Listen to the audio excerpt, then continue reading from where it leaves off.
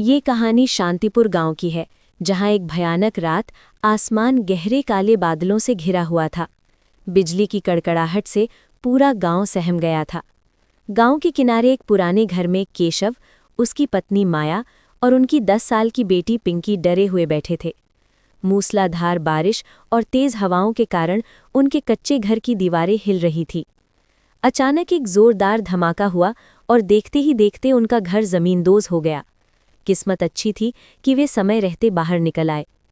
अब उनके पास सिर छुपाने की कोई जगह नहीं थी। केशव ने अपनी पुरानी बैलगाड़ी निकाली और तय किया कि वे पास के शहर के रईस दीवान साहब के पास मदद के लिए जाएंगे, जिनके बागानों में केशव बरसों से काम करता था। रास्ते में घने जंगल के पास उन्हें एक अज्ञात वृद्ध व्यक्ति मिला। वो बारिश में पूरी तरह भीगा हुआ था। दयावश केशव ने उसे अपनी बैलगाड़ी पर बैठा लिया।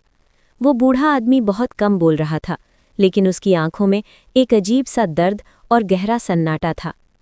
जब वे आगे बढ़े तो रास्ता 2 हिस्सों में बंट गया। एक रास्ता दीवान साहब की हवेली की ओर जाता था और दूसरा एक पुरानी, वीरान और जर्जर नीली कोठी की ओर। उस कोठी के बारे में मशहूर था कि वहां जो भी गया कभी लौटकर नहीं आया। बूढ़े आदमी ने सुझाव दिया, बेटा, दीवान साहब की हवेली यहाँ से बहुत दूर है। इस तूफान में बैलगाड़ी वहां तक नहीं पहुंच पाएगी। क्यों ना तुम लोग इस कोठी में रात बिता लो। माया डरी हुई थी, लेकिन केशव ने सोचा कि पिंकी की सुरक्षा के लिए सिर छुपाना जरूरी है। जैसे ही वे कोठी के अंदर दाखिल हुए, वहां का माहौल बहुत डरावना था। पुरानी पेंटिंग्स, धूल भरे झूमर और दीवारों से आती सरसराहट किसी अनहोनी का संकेत दे रही थी। कोठी की एक दीवार पर लगी तस्वीर देखकर केशव के होश उड़ गए।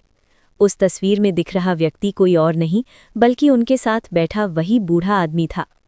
अचानक बूढ़े आदमी का रूप बदल गया। वो एक रूहानी साये में तब्दील हो गया और चिल्लाया, बरसों पहले मेरे परिवार को इसी कोठी के मालिकों ने धोखे से मार डाला था। मैं तब से न्याय का इंतजार कर रहा हूँ।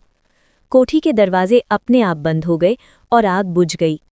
केशव और उसका परिवार किसी तरह जान बचाकर वहां से भागे और सीधे शहर के प्रसिद्ध तांत्रिक भार्गव के पास पहुंचे। तांत्रिक भार्गव और केशव को लेकर वे दीवान साहब के पास पहुंचे, क्योंकि वो कोठी उन्हीं के पूर्वजों की थी। जब कोठी में दोबारा सामना हुआ तो उस आत्मा ने अपनी व्यथा सुनाई। उसने बताया कि कैसे दीवान साहब के दादाजी ने कर्ज के बदले उसकी जमीन हड़प ली थी और उसे तिल तिल कर मरने के लिए छोड़ दिया था। ये सुनकर दीवान साहब का सिर शर्म से झुक गया। तांत्रिक भार्गव ने सुझाव दिया कि केवल मंत्रों से शांति नहीं मिलेगी, बल्कि आत्मा को न्याय देना होगा। दीवान साहब ने तुरंत पश्चाताप किया और उस व्यक्ति के नाम पर गांव में एक धर्मशाला और पाठशाला बनवाने का संकल्प लिया। साथ ही उन्होंने केशव के परिवार को रहने के लिए एक पक्का मकान और काम दिया। एक भव्य शांति पाठ और दान पुण्य के बाद वो रूहानी साया हमेशा के लिए शांत हो गया और नीली कोठी का अभिशाप समाप्त हो गया। केशव का परिवार अब सुरक्षित था और दीवान साहब ने अपने पूर्वजों की गलती सुधारकर एक नई मिसाल पेश की।